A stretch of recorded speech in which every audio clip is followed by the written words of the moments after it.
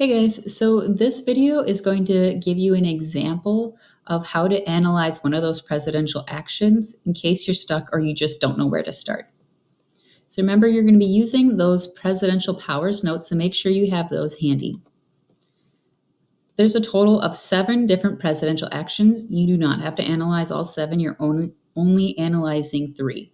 And the numbers on this assignment align directly with the presidential powers on the notes. So let's say that you chose to analyze presidential action number 1, that's going to go with presidential power number 1. So instead of having to look through all of those notes, you just have to look through this one little box. Okay, so we are actually going to be analyzing presidential action number 1 as our example.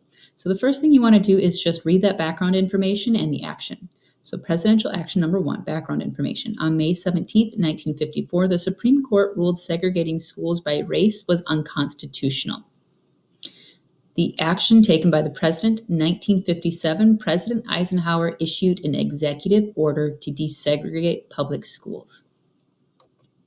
All right, so I'm going to look at this number 1, chief executive presidential power, the description, and I'm going to be looking for executive order because in the action here, it looks like President Eisenhower issued an executive order. So that's kind of the key word to look for.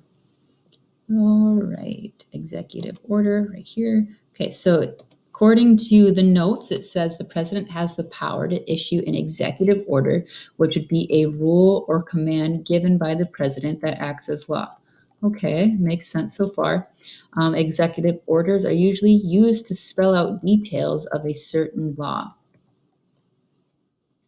All right, so that kind of matches what's on our case right here. The Supreme Court 3 years earlier said that it's unconstitutional to segregate schools by race.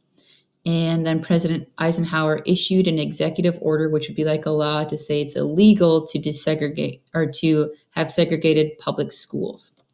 All right, so for number 1, I'm going to go ahead and make sure that I put the case number of the presidential action that I'm analyzing. So I'm going to put 1 right here.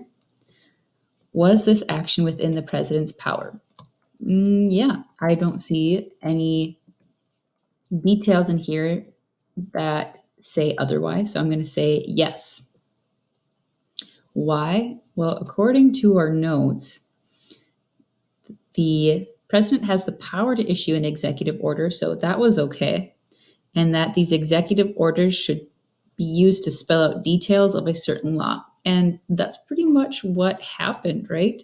Because the Supreme Court says it's unconstitutional to segregate schools by race, and then this executive order went directly with that and said it's illegal to segregate schools, like creating a law to say you have to desegregate schools.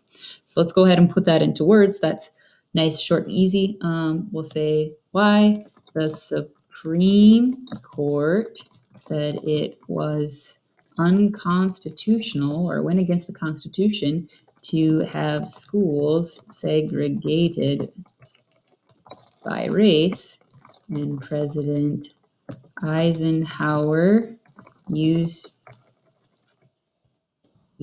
an executive order to support / spell out the details of this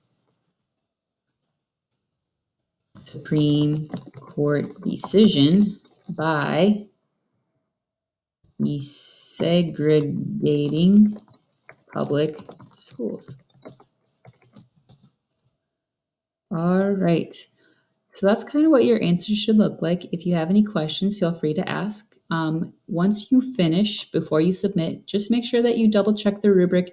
Remember, most of your points are going to be in the supporting evidence piece. There's 2 points for each case, so a total of 6 points in this category. Student provided evidence from the notes to support their claim accurately and clearly. Remember to include your presidential action number for all 3 responses so I know which cases you're analyzing.